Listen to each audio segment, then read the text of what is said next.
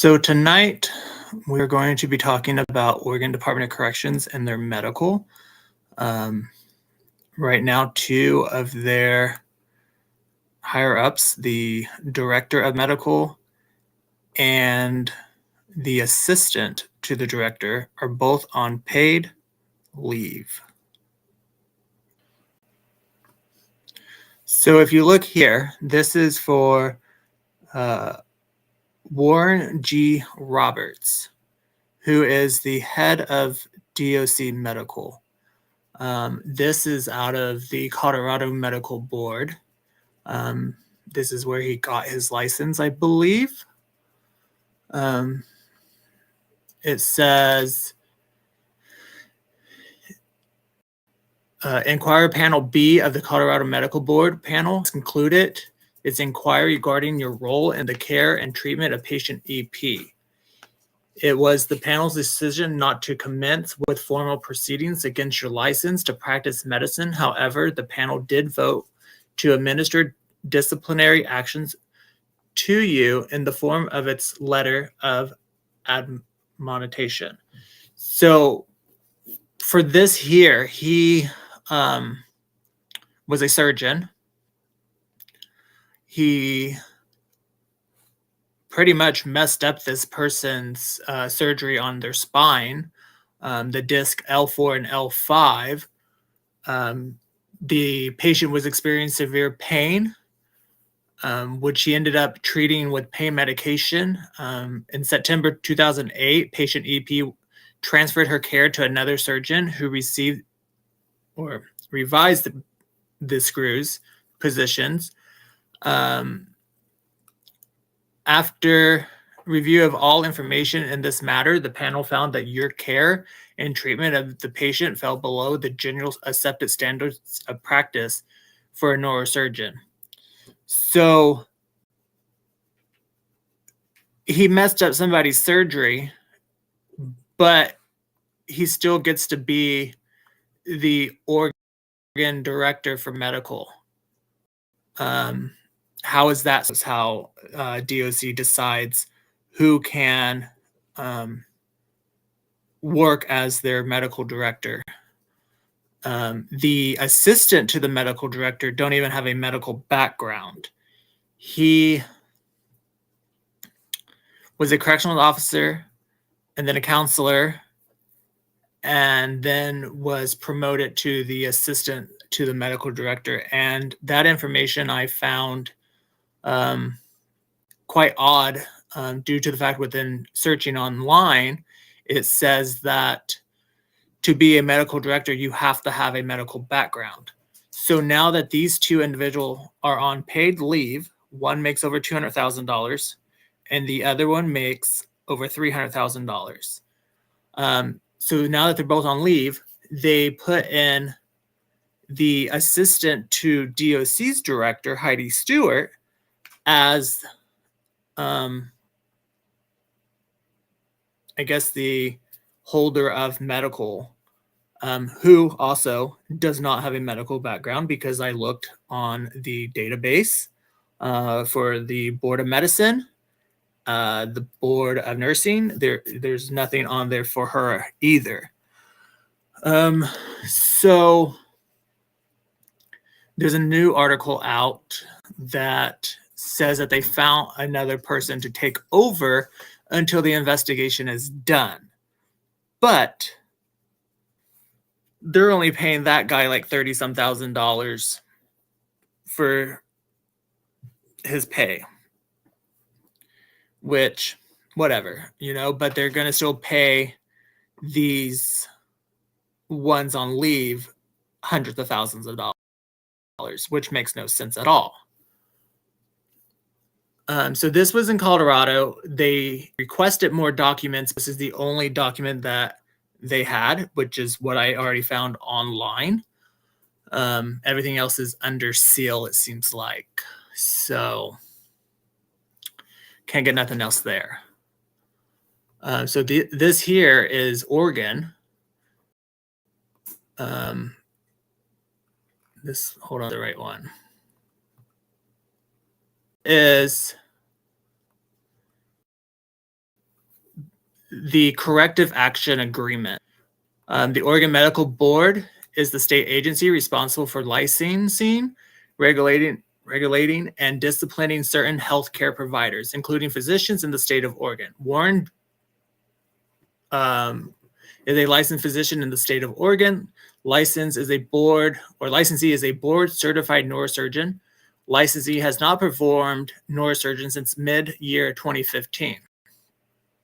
On January 8th, 2015, the board issued an amendment complaint and notice of proposal disciplinary action, in which the board proposed to take disciplinary action pursuant to ORS 677.2052 to include the revocation of license, a $10,000 civil penalty, and assessment of costs against licensee for violation of the Medical Practice Act, ORS 677.1901A, unprofessional or dishonorable conduct as defined in ORS 677.1884A, B, and C, and ORS 677.19013, gross or repeated act of negligence.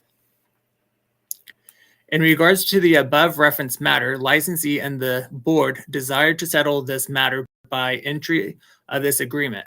Licensee understands that he has the right to a contested case hearing under the Administrative Procedure Act, Chapter 183, Oregon Revised Statute. Licensee fully and finally waives the right to contest case hearing in any appeal therefrom by signing of any entry of this agreement in the board records.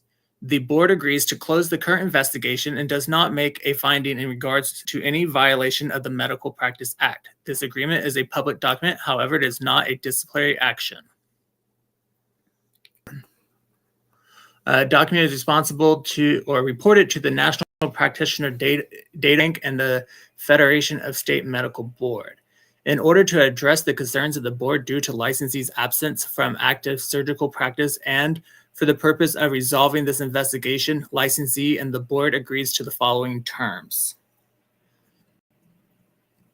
Licensee agrees to enter into the successful completion of mentorship program for a minimum of 1 year with the board certified physician who has been pre-approved by the board's medical director.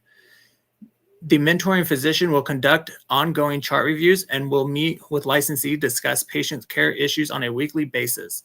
The mentoring physician will subject quarterly reports to the board concerning licensee's medical knowledge, clinical judgment, and ability to safely practice. Licensee agrees to sign all necessary release to allow for a full and complete communication between mentoring physician and the board. If the licensee intends to resume a surgical practice, licensee agrees to submit a re-entry plan to the board for review and approval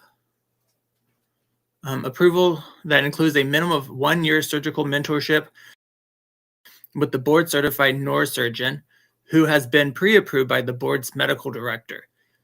A surgical practice includes invasive procedures into the cranium, spine, facial bones, the peripheral nerves, thorax, abdomen, pelvis, or major joints. This term does not apply to licensees suturing wounds, draining soft tissue, abscess, external or body cavities, reducing dislocation, and treating fractures in coordination with a qualified orthodontist or orthopedist. Not an orthodontist, not a dentist, including splinting or casting.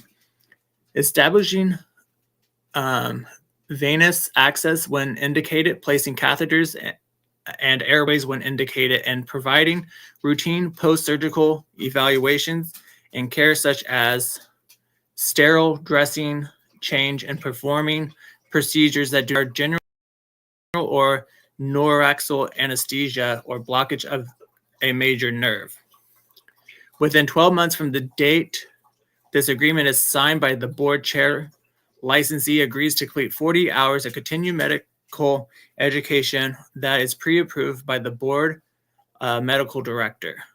Upon completion of terms 4.1 and 4.3 of this agreement, licensee may submit documentation of his successful completion and a letter in support from his mentor to the board medical director.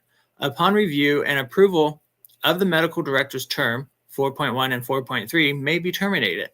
If licensee submits a re-entry plan to resume a surgical practice, licensee may petition the board for termination of this corrective action upon board's approval of the constant agreement for re-entry to surgical practice.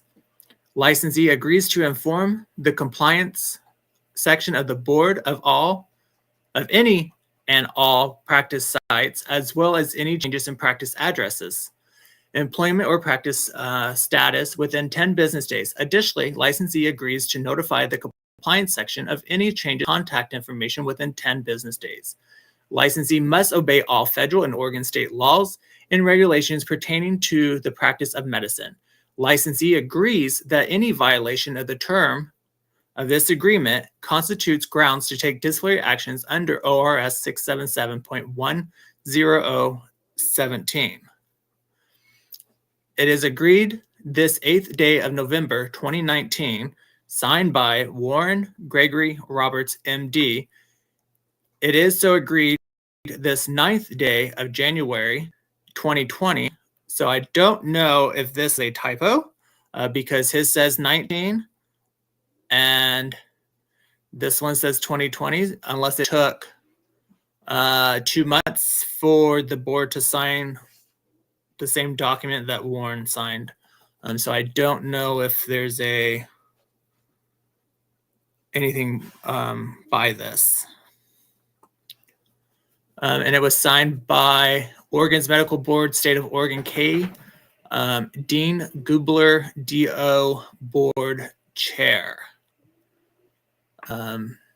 So then he ended up filing a order of modification on January 9th. So this is the same as the end of the other one. So on January 9th, 2020, Warren Gregory Roberts, MD, licensee, entered into a corrective action agreement with the board. This agreement placed certain conditions on the licensee's medical license on October 22nd, 2021. Licensee submitted a written request asking the board to terminate term 4.1 and 4.3 of this agreement. Having fully considered licensee's request in compliance with terms 4.1 and 4.3 of the agreement, the board hereby terminates term 4.1 and 4.3 of the January 9, 2020 corrective action agreement, effective the date this order is signed by the board chair. The remaining terms of the January 9, 2020 corrective action agreement are unchanged and remain in full effects. If licensee intends to resume a surgical practice, licensee agrees to submit a reentry plan to the board for review that includes a minimum of 1 year surgical mentorship with a board-certified neurosurgeon who has been approved by the board's medical director. A surgical practice includes invasive procedures. We went over this on the other one. It's the same thing, section 4.2 of the last document. Let's see, what's the next one? So they took out 4.3.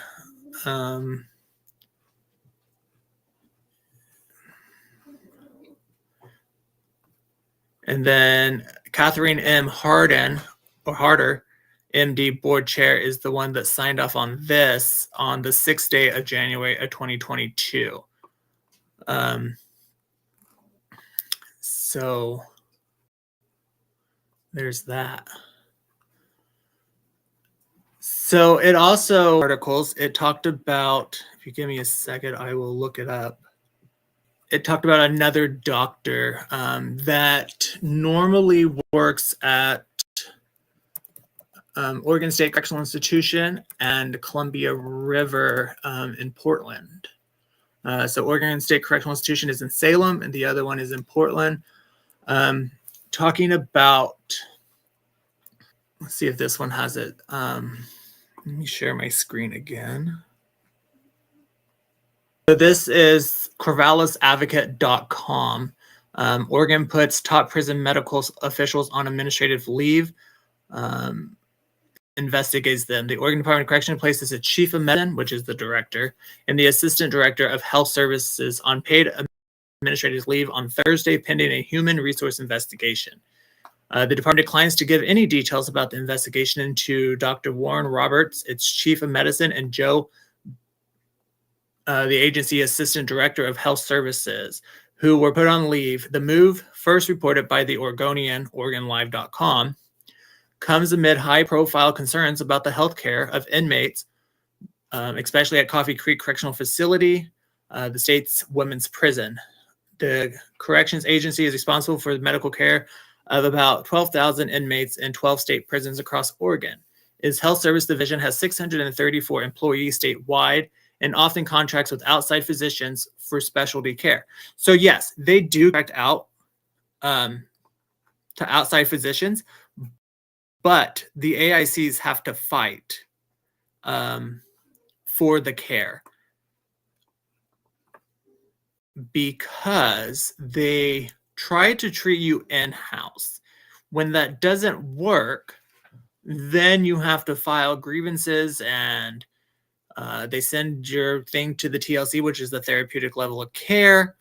And then they deny you, so then you file grievances, and then they deny the grievance, so then you have to file a grievance appeal and, go through the law side. You can file a tort claim, a lawsuit. It just all depends on what is going on.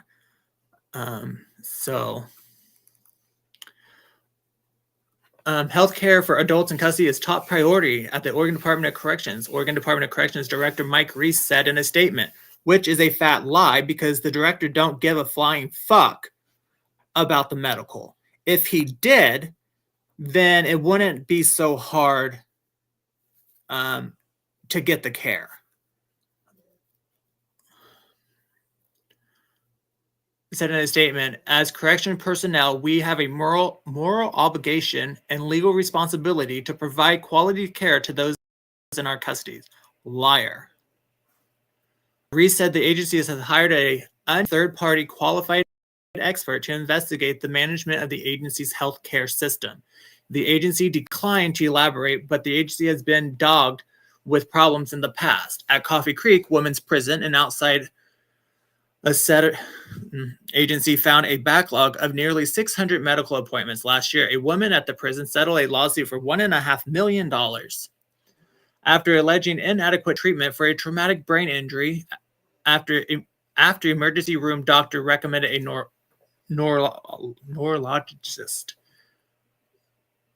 Bugher, who is not a doctor, earns an annual salary of $241,000. He started in 2004 as a correctional officer at Snake River Correctional Institution in Ontario. In 2008, he became a counselor. 2013, he moved into the management role in the prison's behavioral health unit. He was promoted to assistant director in 2017. During the investigation, Deputy Director Heidi Stewert will run the agency's health service division, Resse said in a memo to the staff, who is not a medical professional at all. Robert, who earns a salary of nearly $381,000 annually, joined the agency as a correctional physician at Coffee Creek in 2019, and in September 2020, he became a clinical director before his December 2020 promotion as the agency's chief of Oregon Medical Board public record shows that Roberts, a trained neurosurgeon licensed since 2001, was placed on a corrective plan to avoid formal disciplinary actions in 2020 to settle outstanding investigation and an unspecified issue. In this agreement, Robert agreed to a 1-year mentorship with a physician, and if he resumed a surgical practice, to enter into a separate surgical mentorship program. At the corrections department, Roberts did not perform surgeries, Campbell, a spokesperson for the agency. In 2017, the Oregonian Oregon Live reported that the Multnomah County jury awarded a married couple $4.5 million verdict when they sued Roberts for allegedly botching the husband's spinal cord surgery, ruining their love life. The thing is they have these people doing these jobs that are not even qualified to hold these positions. And it's a bunch of bullshit. Not only do they have these people on leave, there's plenty of lawsuits going on against DOC.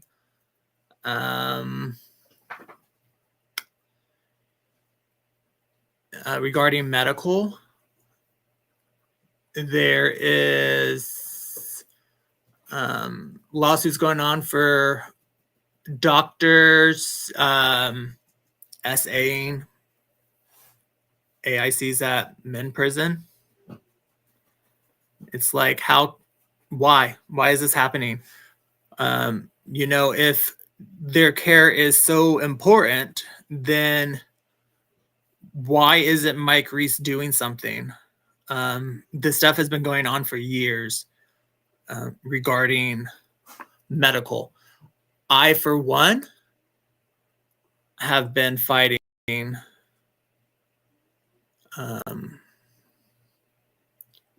for years when I was incarcerated.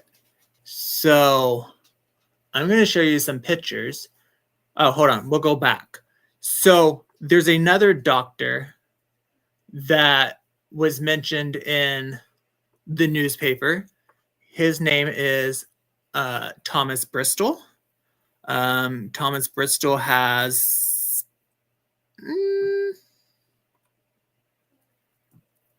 a couple medical malpractices on him as well. I seen him while I was incarcerated.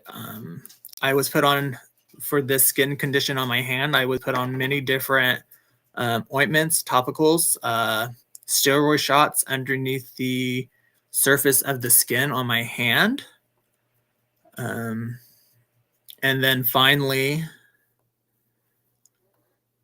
they sent me out to a actual skin doctor. So as you can see, this is March 6th of 2019. So just before I got out of prison is when I received these documentations. This has been going on for years. This one, on October 8, 2015, Thomas Bristol entered into a corrective action agreement with the Oregon Medical Board. This agreement placed conditions on licensee's Oregon license. On February 6, 2017, licensees submitted documentation that he has successfully completed all terms of his agreement and requested that his agreement be terminated. Here's another part of it. So he has many pages for his. This one's dated April 13th, 2001. When's this one? Another one for 2015. Another one for 2006. 2009.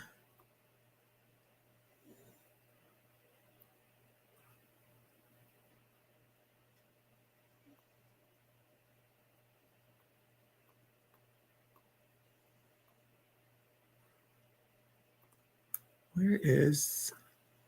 And then, so this is what I was dealing with. So this is my hand. These pictures were taken on the kiosks so that I could show family that, what was going on. Look at that. But, they say that they give you care. Well, this here is a biopsy that they did. And then I had another biopsy over here done. And every time it came back as something different. So that tells you that DOC doesn't know what the fuck they're doing. Look at that. That's just fucking horrible. But do you think DOC cares? No. Because they're assholes.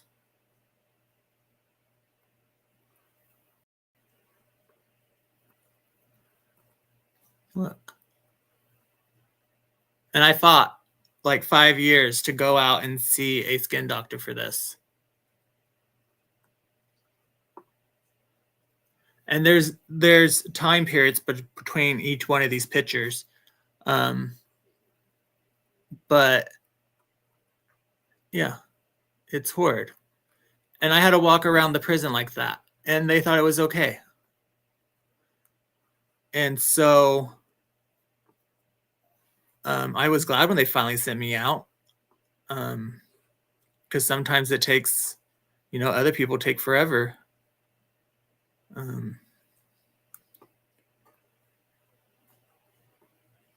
But more people in the general public need to know what's going on.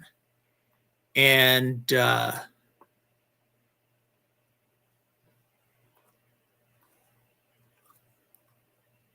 them not telling the public what actually is happening on the inside is a bit concerning, because it should be that the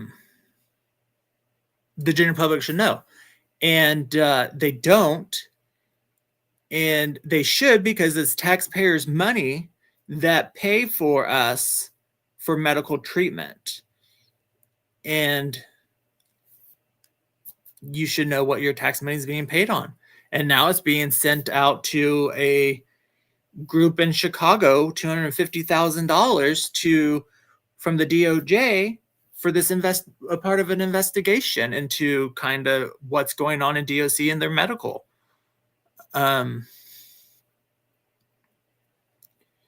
It's just pathetic that DOC gets away with all the stuff that they get away with. I am part of a group called Justice for Eddie Dungan, who died because of DOC's care. He was put into a dry cell for over DOC's policy time. And, the family's still fighting for justice. It's going, January 8th will be 2 years since he's died, and there's been no outcome to the case. We've done get-togethers. We just did one for Christmas on the 7th. We sent in 109 Christmas cards between the 12 institutions, letting them know that there's people out here, that we're out here trying to bring awareness to what is happening in DOC, and let them know that they're not alone, that we are out here trying our best to show them that, or show the public that things are not right, that more needs to be done for the AICs. Any questions regarding medical within the Department of Corrections? I don't know everything, but if it's a question that I do know, I will answer it. If I don't know it, I will do my research to find the answer. I will be doing more on this issue once they put out more information, because as of right now, it sounds like they're going to keep it covered up. In the last article I read, it said that none of the information is going to be available to the public, which you would think they would want the public to know what is happening. But again, they like to keep things hidden because they're corrupt. And, they'll say that they're not,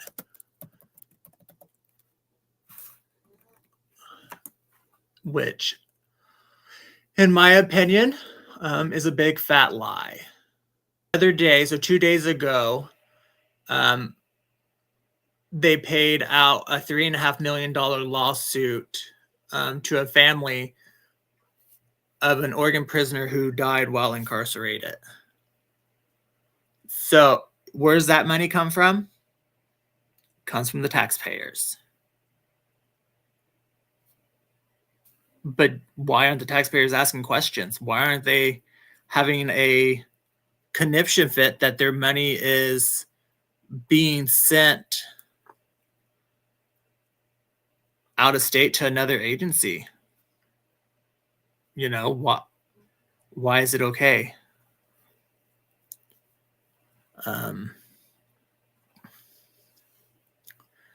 It's just a bunch of bullshit, and DOC needs to be held accountable. They need a major look into. And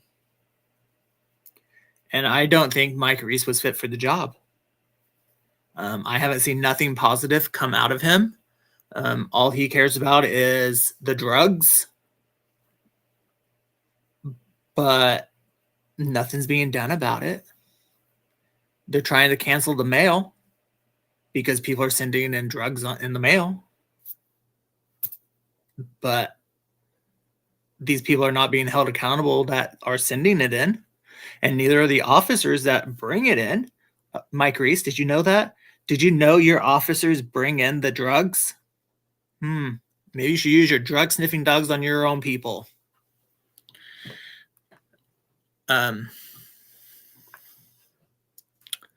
Yeah, so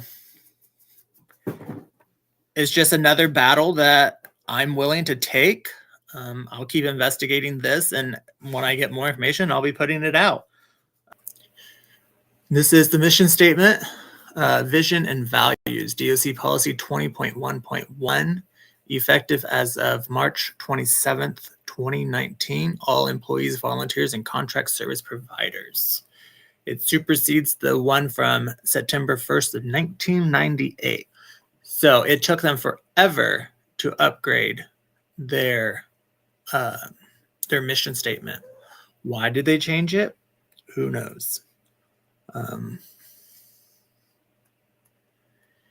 The purpose, this is to provide all employees, volunteers, and contracts with a clear department mission statement, a vision for the desired future, and a value set that will provide the day-to-day governance and desired organizational culture for the department. Policy. The following department mission, vision, and values are adopted to enable a framework for employees' decision-making and personal behavior in the daily conduct of business. All department employees are expected to support and be guided by them.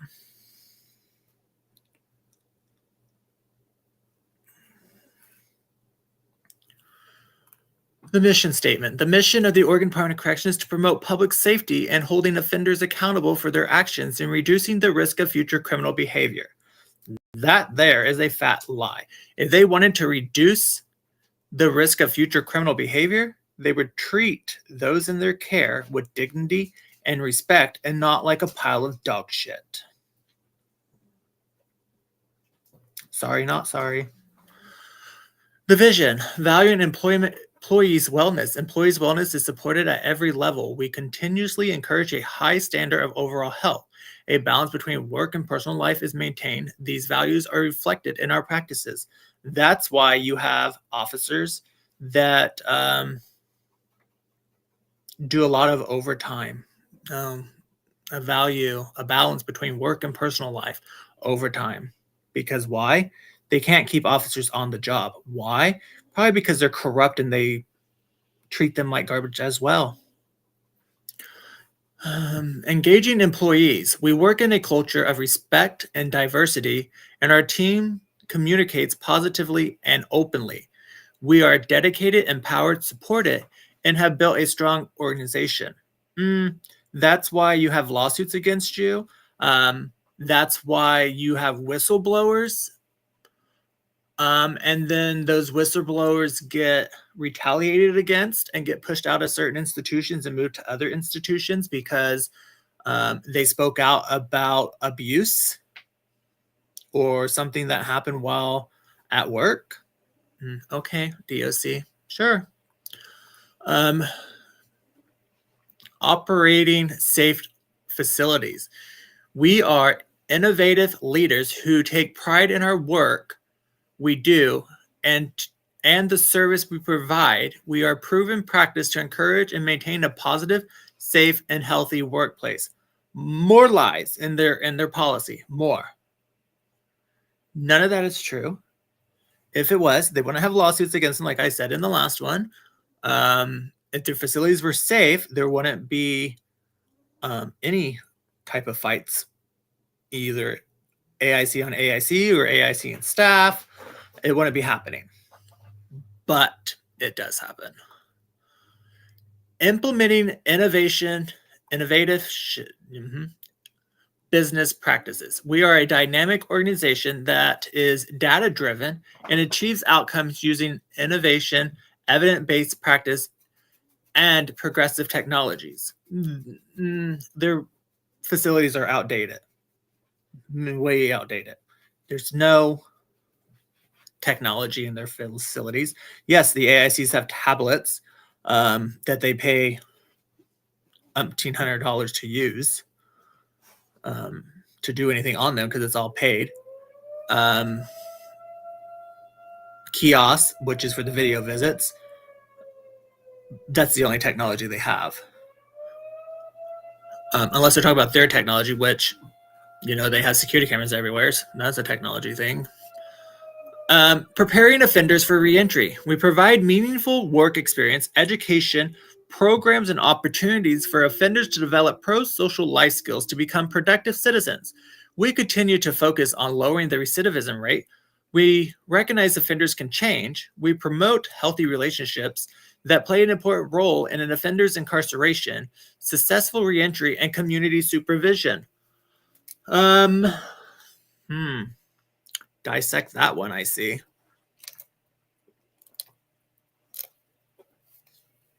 So, work experience, yes. But does the outside world care about the experience you get in there? No. They do have prison industrial complex, which is called Oregon Correctional Enterprise, which many of you may not know. When you call DMV, you are calling either a male AIC at OSCI or a female at Coffee Creek is normally who you talk to. You don't talk to somebody on the streets. And those guys make only a couple dollars a day, if that, probably less than $2 a day, or maybe less. But out here on the streets, a DMV worker is like $30-some an hour. So they use the AICs as slaves. People may not see them that way, but that's what it is. The technology that they use in the print shop, which is printing a lot of the stuff for the state of Oregon, a lot of it's outdated. The books, when you do the certification program, is way outdated. Let's see, education. They keep pushing education out of their facilities. I know one for sure that was there when I got to OSCI, and then it left due to the administration, and then it came back because it got approved for the second chance Pell. And then before I even got out of prison, it was gone again because of probably staff. And then it's on its way back for a third time that I know of. Programs, far in between, mainly NA and AA and religious services. They do not promote pro-social skills at all, in my opinion. And they do not promote how to be a protective citizen in the community. Nope. And they're focused partnering with our stakeholders. We build relationships with our stakeholders by fostering communications through an open exchange of information. We work together to return offenders as law-abiding, productive community members and to reduce future victimization. That's why a lot of people go back, because you guys don't help them. Ones that have a drug problem, they come back quite often. So your NA and AA must not be the best. Just saying, DOC. Values. The values represent our beliefs as an organization and serve to set the tone and standards for everything we represent and do. The values listed below should be considered and embedded in every decision we make. The values support our mission and vision. Integrity and professionalism, dignity and respect, safety and wellness, facts-based decision-making, positive change, honoring our history. I don't know what their history is, but sure. Stewardship, procedures. The Department of Correction will ensure that planning, budgeting, and management of all functional units under the department controls are directed towards fulfilling the department's mission, visions, and values. A separate mission statement for the particular DOC facility, institution, or other functional units will not be established without the authorization of the director's office. This policy will be adopted immediately without further modifications. Certified signature on file. Michael or Michelle Mahoney or Money, rule coordinator, and approved by Brian, deputy director. And I don't believe this person works for DOC anymore. I don't think.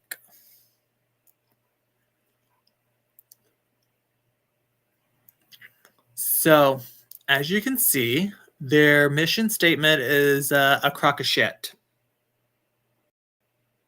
Yeah, DOC, I said that. Your mission statement is a crock of shit. But what do I know? I'm just an ex-inmate. That's all.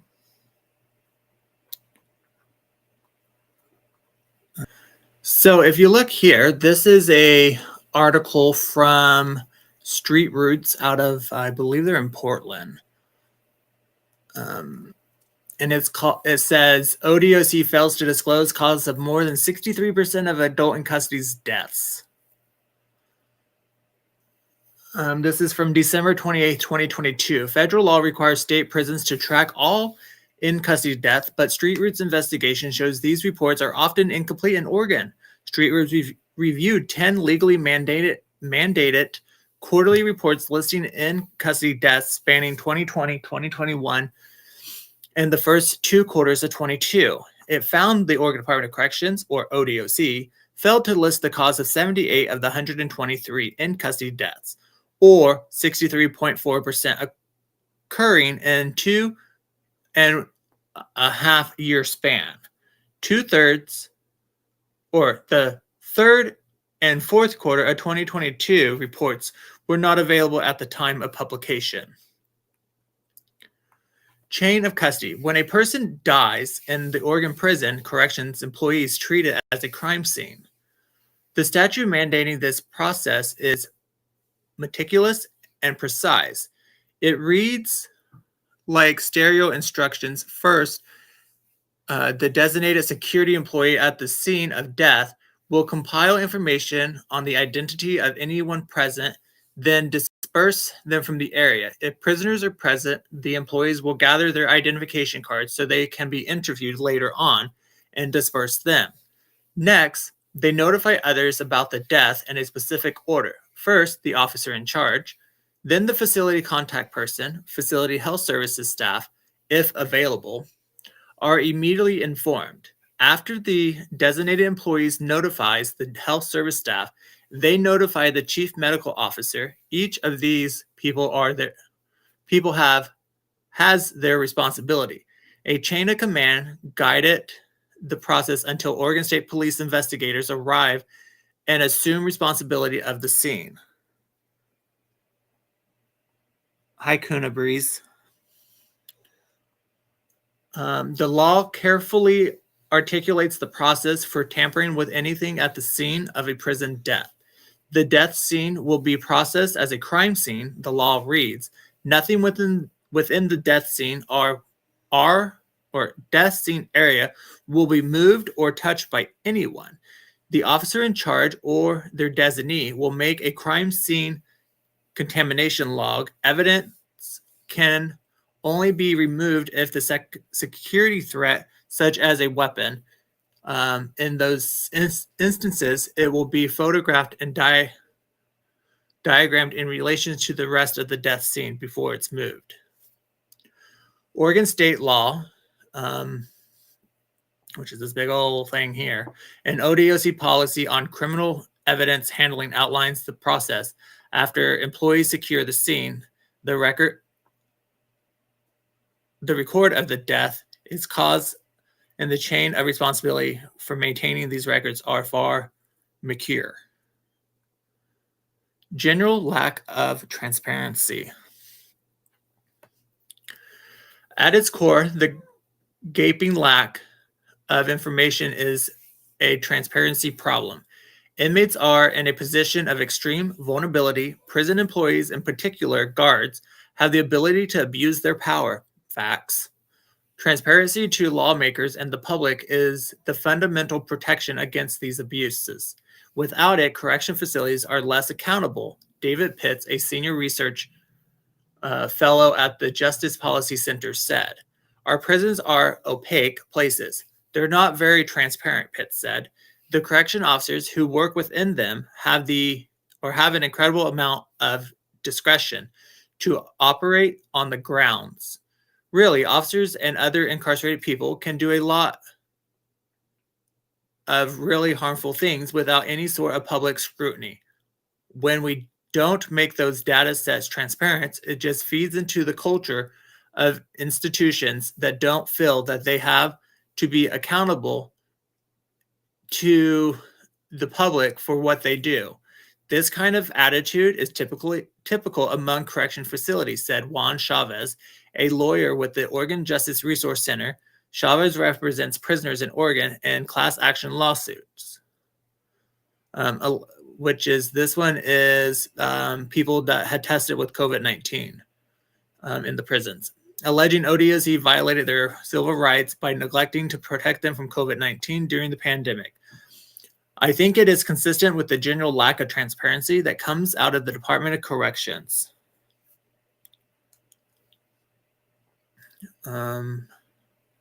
Chavez said, "And I think an attitude that nobody should be really checking in on their business.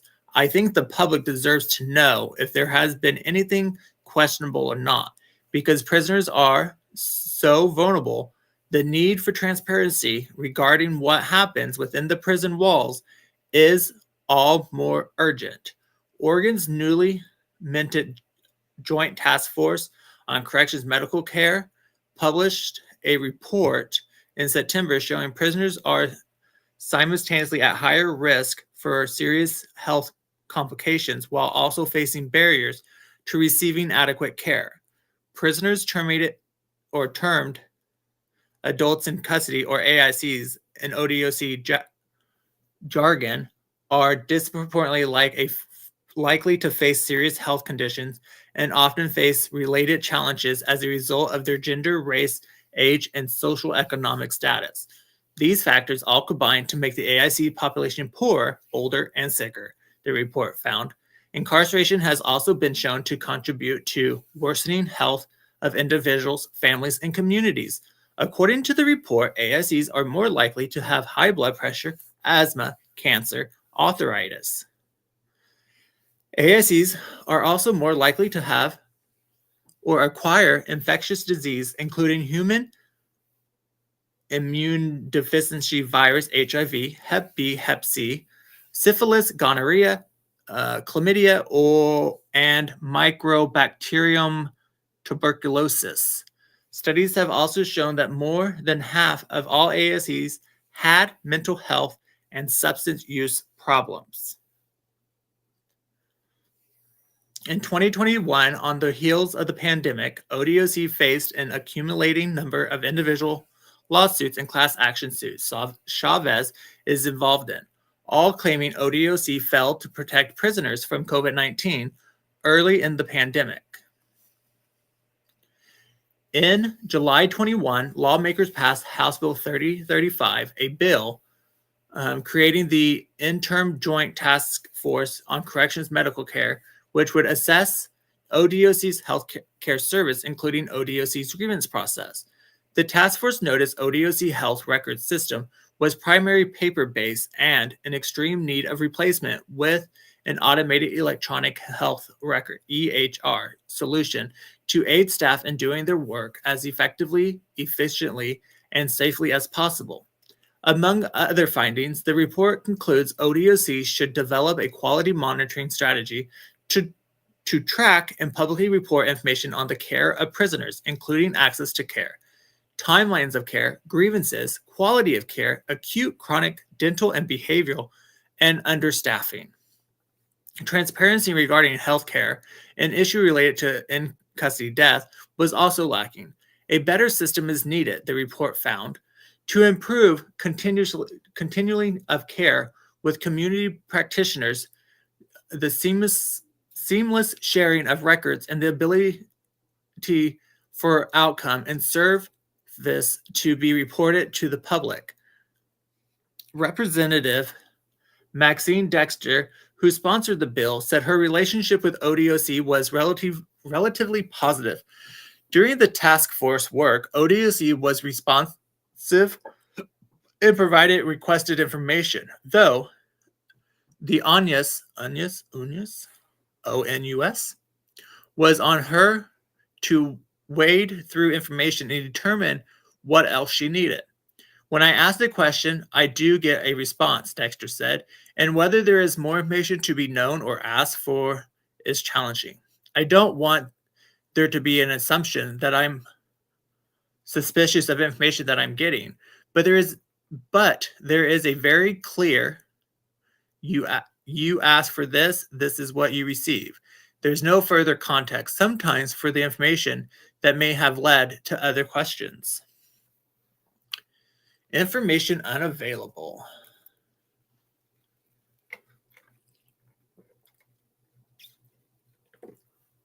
These 78 people may have died of natural or violent causes, illnesses, or injuries in Oregon prisons, but ultimately the information isn't readily available, so the public won't know.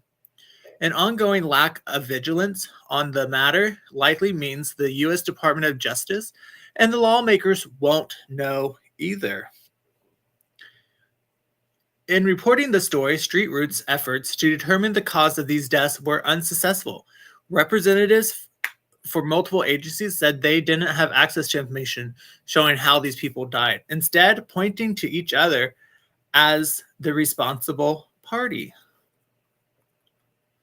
Oregon Department of Corrections Quarterly Inmate Death Report, 2020 to 22. Death with cause, death without cause.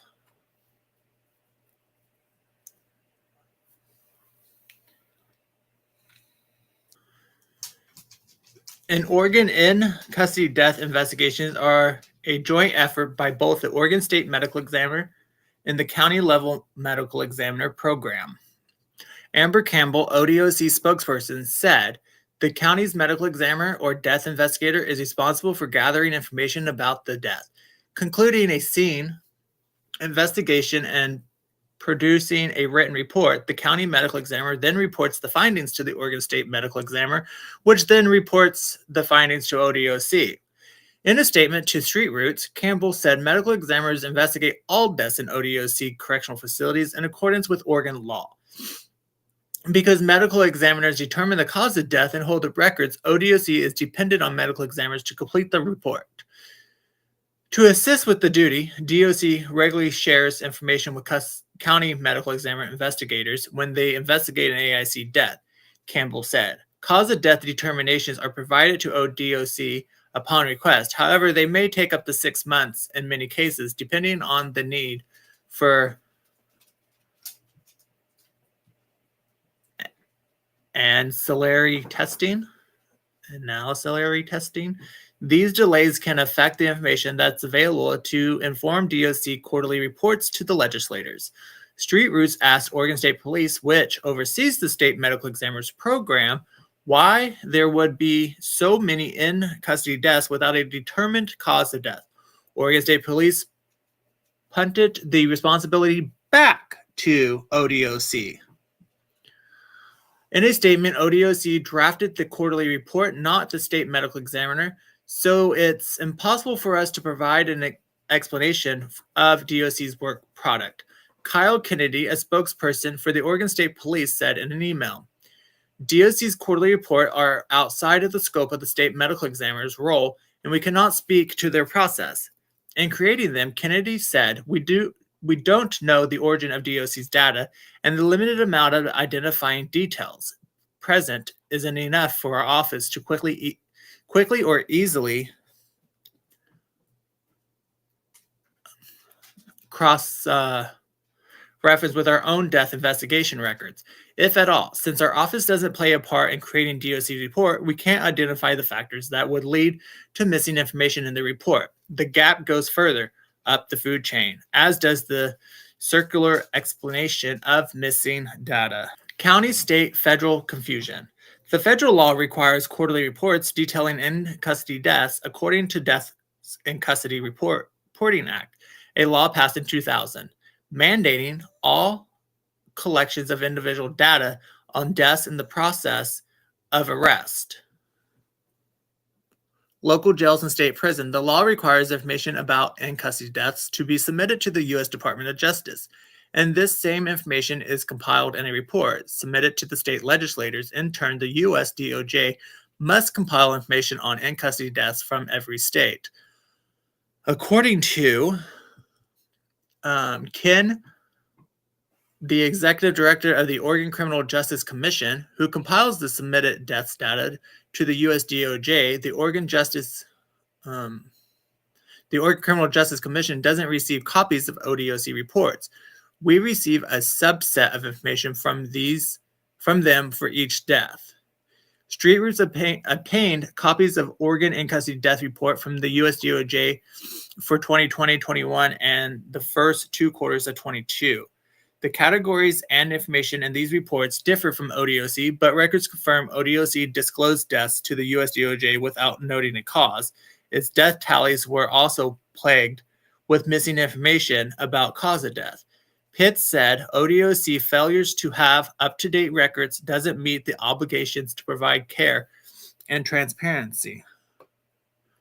I think it's important for the public to understand what's happening to people and the Department of Corrections, Pitts said. It's taking months and months for us to learn what caused an individual to die within prison. I think that's categorically too long, which I agree. They need to get their shit together and start releasing this stuff, because the only ones that get released to the general public via the media are those that are a high class file or classified offender. Just a normal AIC does not get released to the media, nor do they release the cause of death. And I've tried to get records pertaining to those that have died due to suicide, and they want $245 for those records. And it's like, the general public should know, because if it's a mental health thing, then you guys need to get a better mental health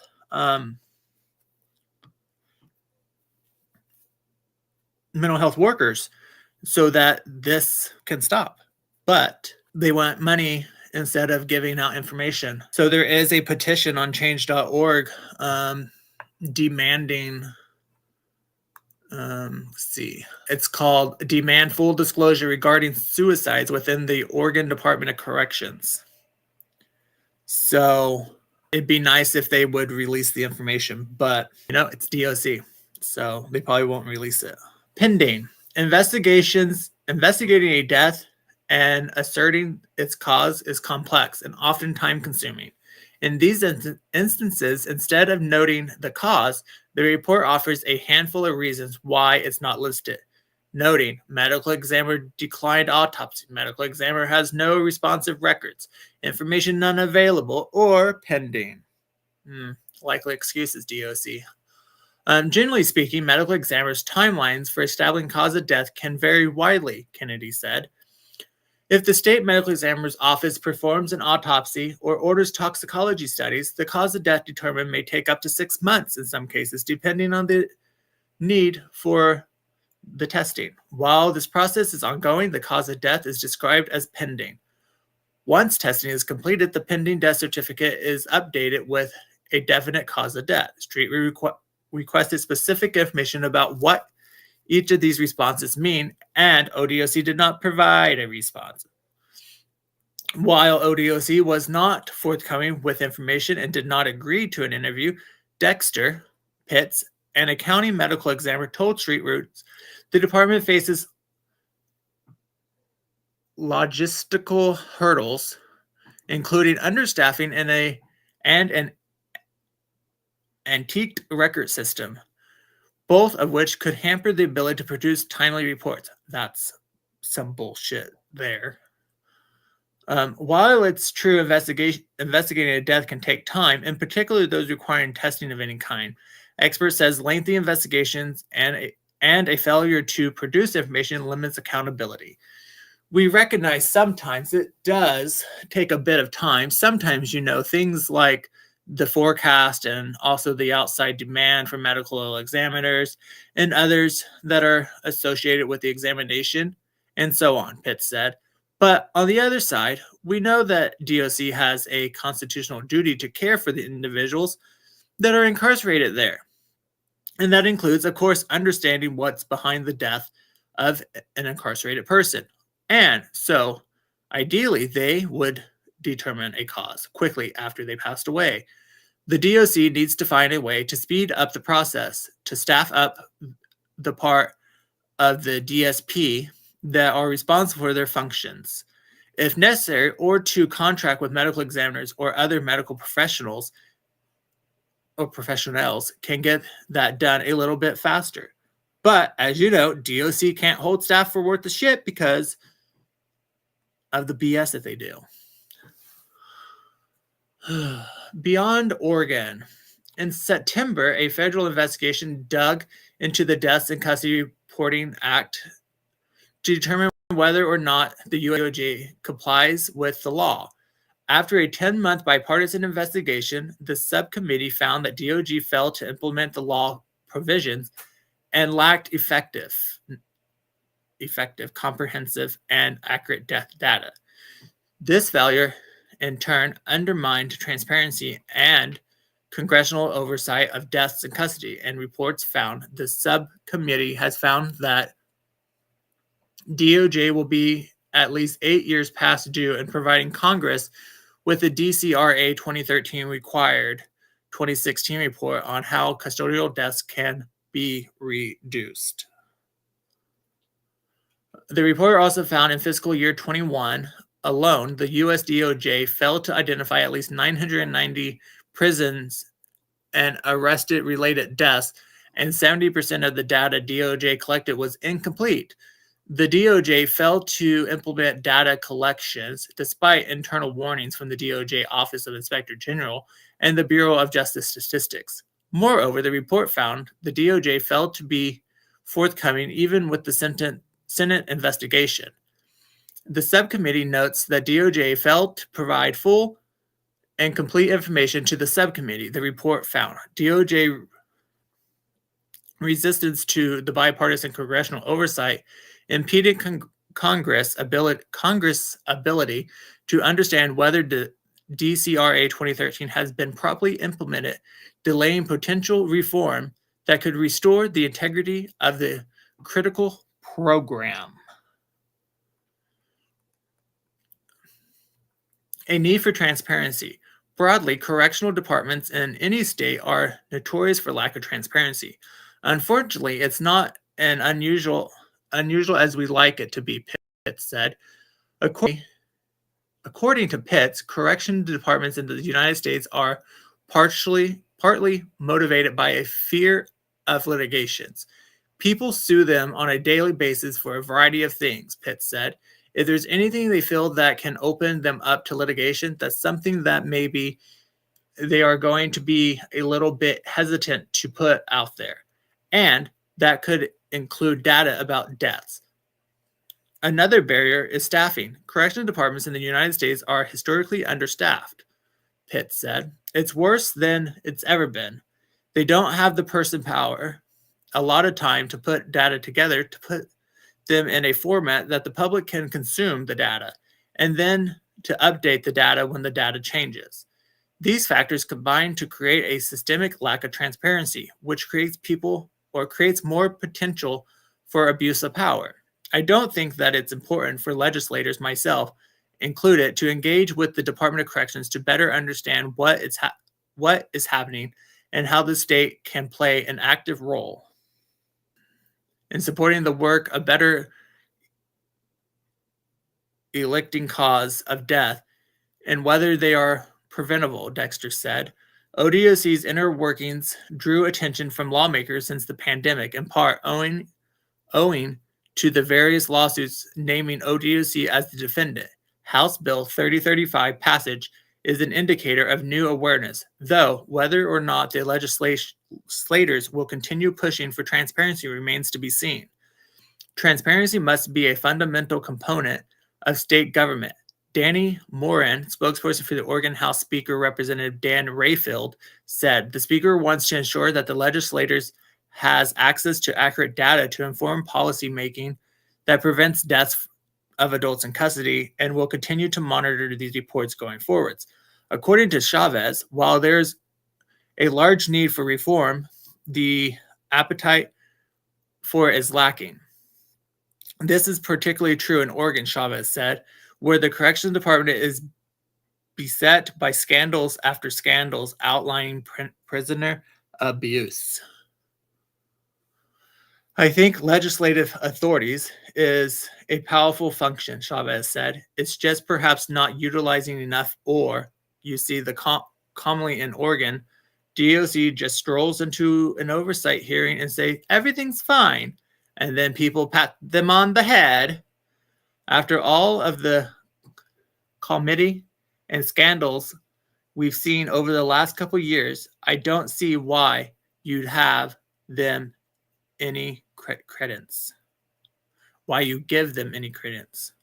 So, yeah, Oregon DOC is garbage. Didn't hear it just from me. But yeah, they haven't done jack squat to better themselves, and they